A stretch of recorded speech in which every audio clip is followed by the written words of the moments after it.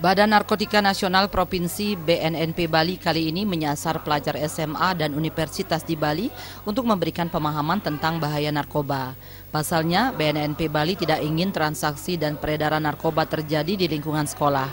Pihaknya berharap ke depannya angka pecandu narkoba dari kalangan pelajar SMA dan mahasiswa serta masyarakat umum bisa ditekan. Sosialisasi dan sidak ke sekolah-sekolah dan universitas ini diharapkan mampu memberi pemahaman bagi pelajar SMA dan mahasiswa perguruan tinggi.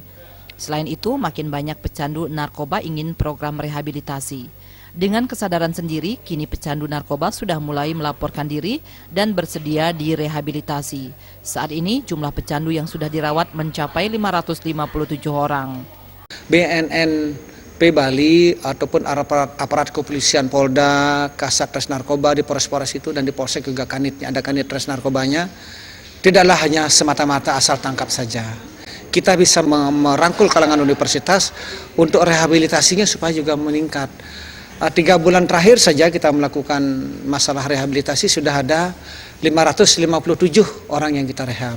Kita siap kita obati dengan gratis, dijamin kerahasiaannya, kemudian mereka itu juga boleh bekerja dengan lain sebagainya. Pokoknya kita tanggung semuanya.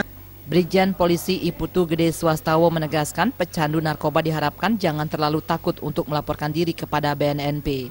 Jika pecandu narkoba ditangkap polisi, tidak semua pecandu akan dihukum pidana. Sebanyak 82 pecandu telah ditangkap dalam sweeping dan hanya 7 orang menjalani proses hukum.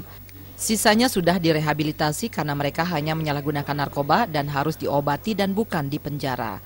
Pelaku narkoba dinilai mirip penderita penyakit yang harus diobati. Gede Kurniawan dan Indra Wijaya, Bali TV.